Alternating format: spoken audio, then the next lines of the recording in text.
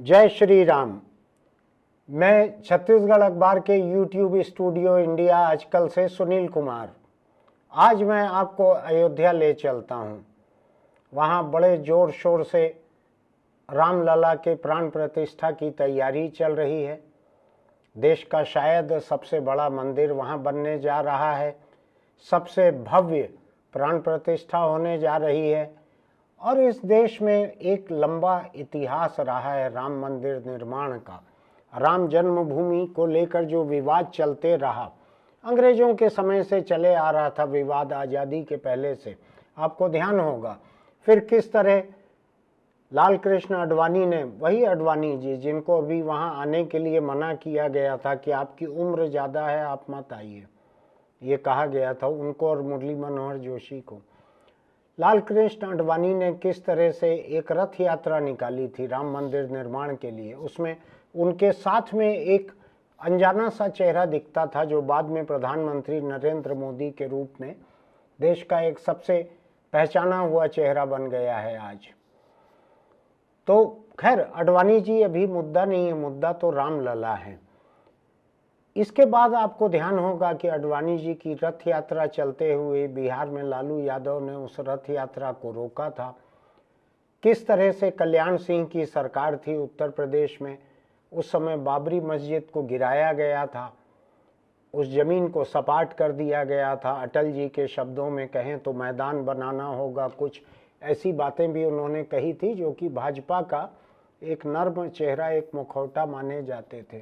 खैर उनकी भी बात आज नहीं करना है, ना अटल की ना आडवाणी की। तो मैं बात कर रहा था कि उसके बावजूद वो मामला चलते रहा लगातार। अभी हाल के वर्षों में सुप्रीम कोर्ट की 5 जजों की एक बेंच ने उसको राम मंदिर वहाँ बनाने का फैसला दिया। अदालती हुक्म पर ये मंदिर बन रहा है, लोगों के दिए हुए पैसों से बन रहा है। ये भारत सरकार नहीं बनवा रही है, मोदी सरकार नहीं बनवा रही है, ये संसद में कोई कानून बनाकर भी नहीं बनाया जा रहा है जैसी कि मांग की जा रही थी। भाजपा चूंकि मंदिर मार्गी थी, मंदिर के मार्ग पर चल रही थी, मंदिर उसका बहुत बड़ा मुद्दा था, तो ये भी उम्मीद की जा रही थी कि जब बहुमत के साथ मोदी जी पहुंचे हैं सत्ता पर तो उनको मंदिर बनाने का कानून बनाना चाहिए, लेकिन उसकी जरूरत ही नहीं पड़ी। देश में कानून की व्याख्या करने वाले और उस पर अमल करवाने वाले सुप्रीम कोर्ट ने ही मंदिर बनाने का फैसला दे दिया। अब वो मंदिर बनकर तैयार हो गया है। 22 जनवरी को, आज से करीब 25 दिन के बाद, आज से 25 दिन बाद वहां पर प्राण प्रतिष्ठा होनी है। उसके लिए मुख्य अतिथि के रूप में देश के प्रधानमंत्री को बुलाया गया है। इसमें भी कोई अटपटी बात नहीं है। प्रधानमंत्री से ज़्यादा महत्वपूर्ण एक राष्ट्रपति भर हो सकती थी, उनको क्यों नहीं बुलाया है ट्रस्ट ने, ये मुझको नहीं मालूम है। ये सवाल उठा भी था, कुछ लोगों ने सवाल उठाया था कि वो एक महिला हैं इसलिए नहीं बुलाया गया, कुछ ने सवाल उठाया कि वो एक आदिवासी हैं इसलिए नहीं बुलाया गया। जो भी वजह रही होगी, मंदिर ट्रस्ट ने तय किया कि उनको प्रधानमंत्री को बुलाना है, वो प्रधानमंत्री को बुला रहे हैं। अब यहाँ पर 2-3 सवाल खड़े हो रहे हैं और ये सवाल मेरे सामने नहीं है, मैं खड़े भी नहीं कर रहा हूँ। ये सवाल ट्रस्ट ने, जो राम जन्मभूमि मंदिर निर्माण ट्रस्ट, उसका नाम थोड़ा और लंबा है लेकिन मैं ऐसे ही उसको ट्रस्ट कह रहा हूँ। ट्रस्ट ने अलग अलग सभी राजनीतिक दलों को न्योता भेजा है, देश के बहुत से उद्योगपतियों को भेजा है, कलाकारों को भेजा है, कई लोगों को भेजा है। ऐसे ही अलग अलग राजनीतिक दलों को, उनके नेताओं को भी भेजा है कि आप आइए, शामिल होइए प्राण प्रतिष्ठा में।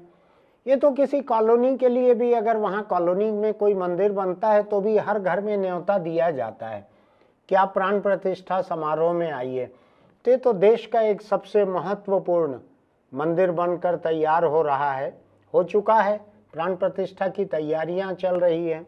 22 जनवरी को वहाँ पर प्रधानमंत्री इस कार्यक्रम के मुख्य अतिथि रहेंगे या मुख्य सेवक रहेंगे या मुख्य भक्त रहेंगे, जो भी कह लें, कई रूप हैं उनके। अब अलग अलग राजनीतिक दलों को जो न्योता मिला है उनके सामने एक धर्म संकट ये खड़ा हो रहा है कि वो इस कार्यक्रम में जाएं या न जाएं। उसकी 2 3 4 अलग अलग वजह हैं। पहली वजह तो यह है कि ये मस्जिद को गिराकर उसकी जगह पे बनाया गया मंदिर है। हिंदुस्तान के मुस्लिम आज तक इस बात को भूले नहीं है।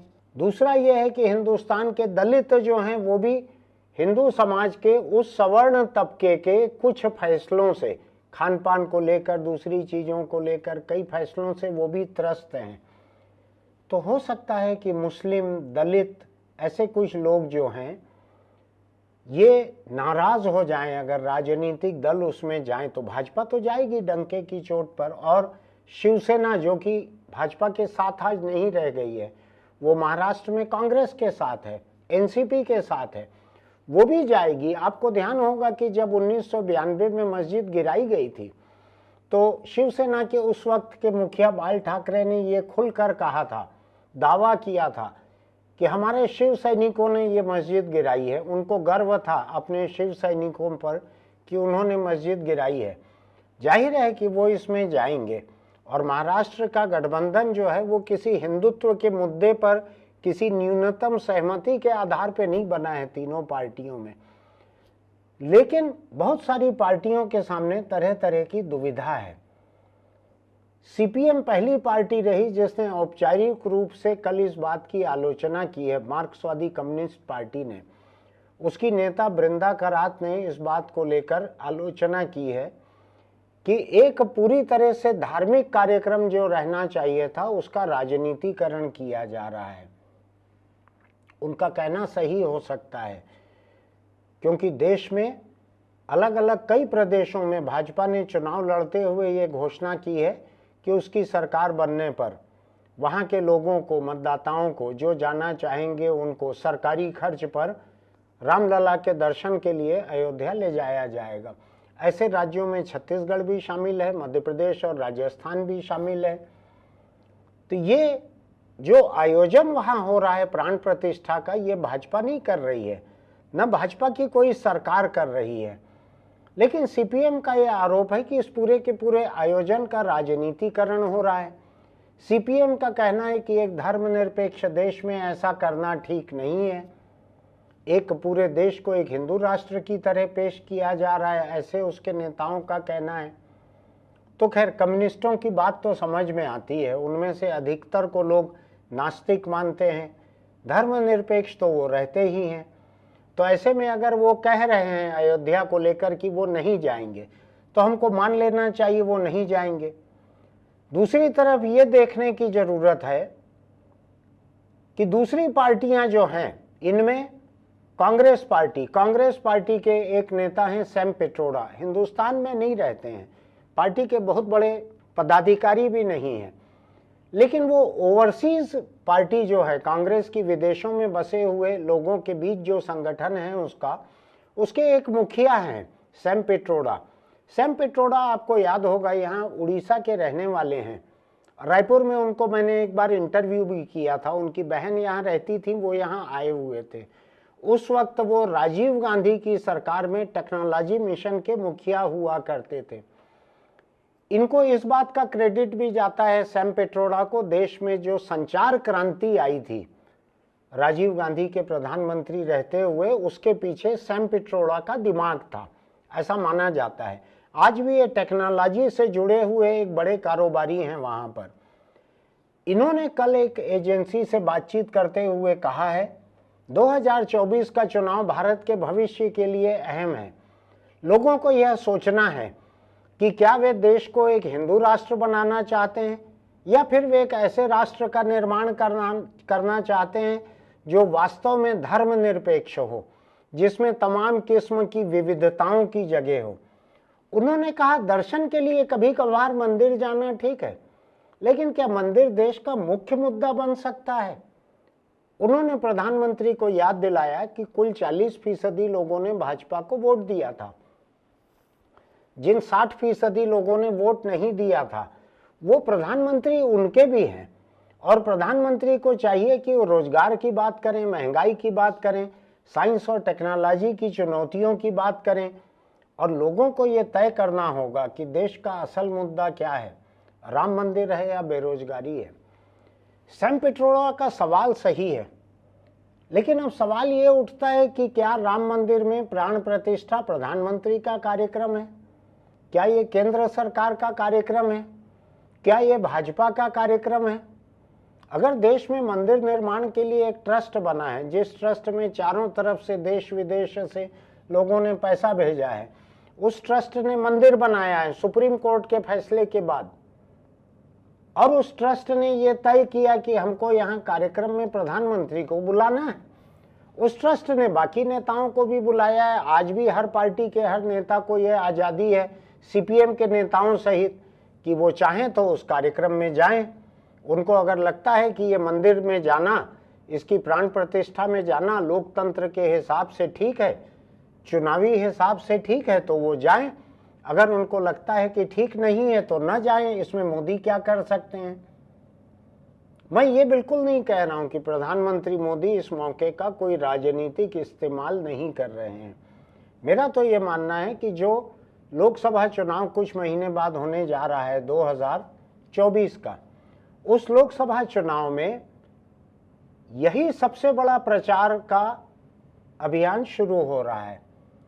राम मंदिर में कोई वोट नहीं मांगे जाएंगे कमल के नाम पर, लेकिन राम मंदिर से जो माहौल पूरे देश में फैलेगा, हिंदुओं के बीच हिंदुत्व का, जो भाजपा की सरकारें रेलगाड़ियां भर भर कर लोगों को वहां पर दर्शन के लिए भेजेंगी, ये देश का सबसे बड़ा चुनाव प्रचार होने जा रहा है।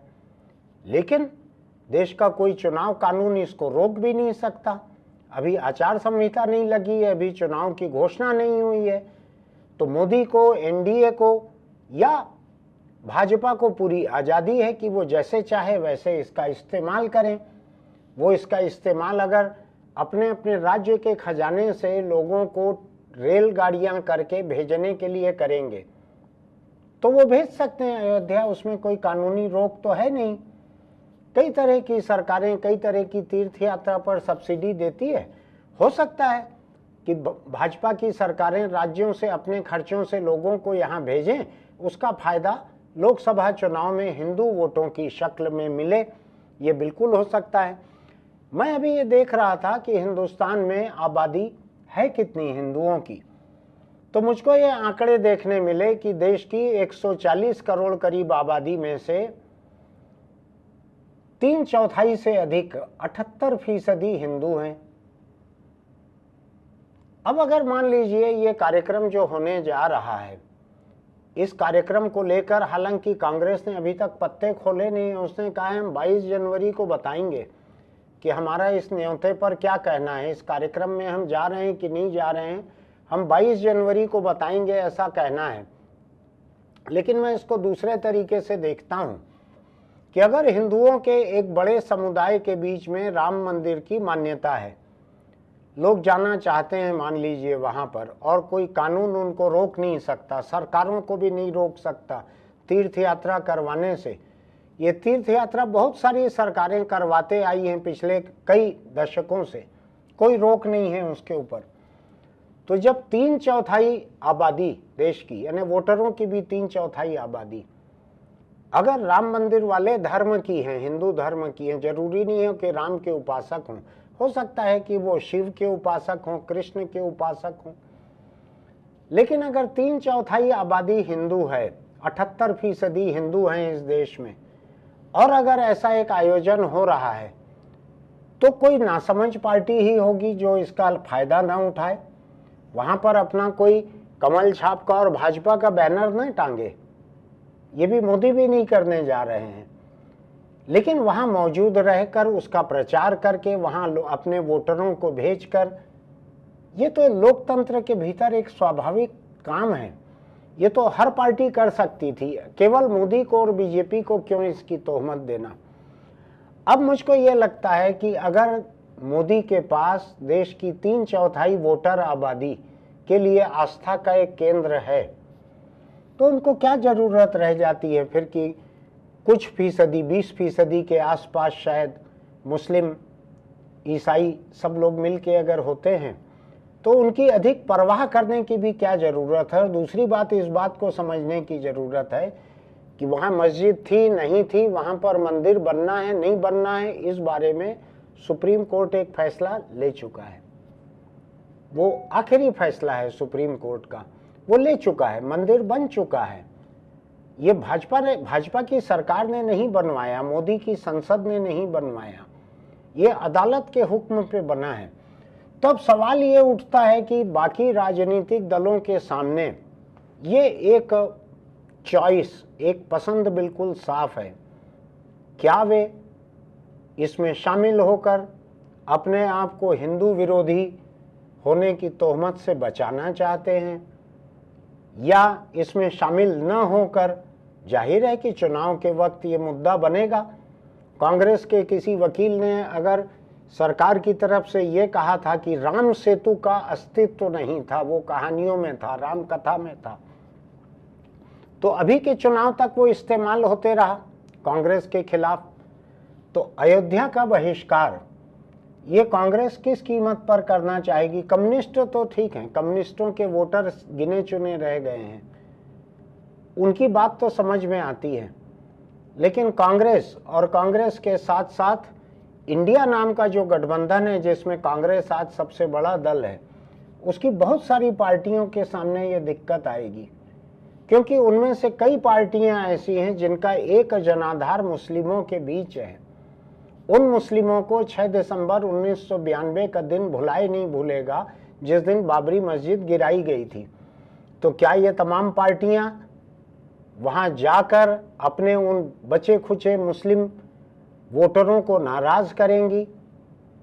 क्या वहां न जाकर ये हिंदू विरोधी, राम विरोधी होने की तोहमत झेलेंगी? ये बहुत बड़ा सवाल है। अंग्रेजी में इसको $1 मिलियन क्वेश्चन कहते हैं, हिंदी में केवल लाख रुपए का सवाल कह सकते हैं, जबकि मिलियन का मतलब 10 लाख होता है। तो 10 लाख रुपए का सवाल है ये आसान सवाल नहीं है। मुझको तसल्ली केवल यही है कि मैं कांग्रेस पार्टी नहीं चला रहा हूं, मैं समाजवादी पार्टी भी नहीं चला रहा हूं, मैं एनसीपी भी नहीं चला रहा हूं, तो मेरे ऊपर यह धर्म संकट नहीं है कि मैं अपने लोगों को लेकर मैं अयोध्या जाऊं या न जाऊं। अखबार नवीसी के थोड़े से फायदे भी रहते हैं कि राजनीति की तरह के कड़वे फैसले नहीं लेने पड़ते और असुविधा के फैसले। अब इस बात को समझने की ज़रूरत है कि अगर राम मंदिर के मुद्दे पर, अयोध्या के मुद्दे पर, रामलला की प्राण प्रतिष्ठा के मुद्दे पर नरेंद्र मोदी देश में एक ऐसा माहौल बना रहे हैं, ऐसा माहौल बनाने में वो कामयाब होते हैं कि हर पार्टी को या तो कहना पड़े कि हम या तो मंदिर जाएंगे या हम मंदिर के खिलाफ हैं, ऐसा साफ साफ सबको कहना पड़ेगा। ऐसी एक नौबत आते दिख रही है। अगर देश में 2024 के आम चुनाव अगर एक धार्मिक जनगणना में तब्दील होने वाले हैं कि कितने लोग हिंदू हैं, कितने लोग गैर हिंदू हैं, अगर ऐसी एक जनगणना में तब्दील होने वाले हैं, तो क्या ये सचमुच कोई लोकतांत्रिक चुनाव रहेंगे, या लोकतंत्र के भीतर ऐसी जनगणना की भी गुंजाइश है? जैसे ब्रिटेन में कुछ साल पहले ब्रेक्जिट नाम की एक जनगणना हुई थी। ब्रेक्जिट यानी यूरोपियन यूनियन को ब्रिटेन छोड़े कि उसमें रहे। इसमें पार्टी लाइन से परे जाकर भी लोगों ने वोट डाले थे। ये एक अलग बात है कि वोट डालने के बाद मलाल किया था। हिंदुस्तान में तो ऐसा लग रहा है कि अगर धार्मिक आधार पर एक जनगणना होगी तो ये जाहिर है कि 78% हिंदू आबादी है।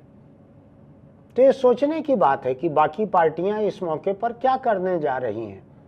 मेरा किसी के लिए कोई सुझाव नहीं है, सबके अपने अपने धर्म संकट हैं, सबके अपने अपने आराम तलब जिंदगी भी है।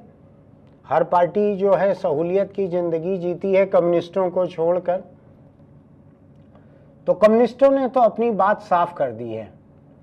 कांग्रेस के वेणुगोपाल, जो कि हिंदुस्तान में उसके सबसे बड़े एक नेता माने जाते हैं, केसी वेणुगोपाल, उन्होंने कहा है कि 22 जनवरी को आप देखिएगा हमारा फैसला क्या होता है। उसका मतलब यह है कि अभी वो तय नहीं कर पा रहे हैं या अभी बताना नहीं चाह रहे हैं। इंडिया गठबंधन ने गठबंधन के रूप में भी कुछ तय नहीं किया है। अगर गठबंधन के रूप में तय करने की कोशिश होगी तो हो सकता है इस एक मुद्दे पर गठबंधन बिखर भी जाए। पार्टियों की अपनी अपनी सोच होगी, कुछ को लगेगा कि नहीं हमको नहीं जाना है, कुछ को लगेगा जाना है, तो आप एक फैसला पूरे गठबंधन पर शायद थोप भी नहीं पाएंगे, ऐसा मेरा अंदाज है। देखना है, 25 दिन बाकी हैं अभी। जैसे जैसे वक्त करीब आएगा ये तोहमत और लगते रहेगी। सैम पित्रोड़ा के खिलाफ एक राजीव चंद्रशेखर, यहाँ भाजपा के एक राज्य मंत्री है मोदी सरकार में, उन्होंने आलोचना की है। उन्होंने सैम पित्रोड़ा के बयान की आलोचना करते हुए ये कहा है कि कांग्रेस पार्टी का हाथ देश के लोगों की नब्ज पर नहीं रह गया है, देश के लोगों की भावनाओं की उनको परवाह नहीं है। ये टेक्नोलॉजी से जुड़े हुए विभाग संभालते हैं राजीव चंद्रशेखर। इनका यह बयान आया है कि सैम पित्रोड़ा का बयान एक अच्छी मिसाल है कि कांग्रेस देश की सोच और उसकी आत्मा से कितनी दूर हो चुकी है। अब ये समझने की बात है कि राम मंदिर का मुद्दा जो है, कांग्रेस पार्टी उससे दूर रहकर उसके पास जाकर किस तरह से इंडिया गठबंधन में बने रहेगी, अपने वोटरों के बीच बने रहेगी। जो तेलंगाना में, कर्नाटक में मुस्लिम वोटर लौटते दिखे हैं कांग्रेस की तरफ, क्या उनका ध्यान रखकर कांग्रेस अयोध्या से दूर रहेगी, या कोई बीच का ऐसा रास्ता निकालेगी कि उसके 2 नेता चले भी जाएंगे, वहां पे प्राण प्रतिष्ठा का पूरा बहिष्कार भी नहीं होगा।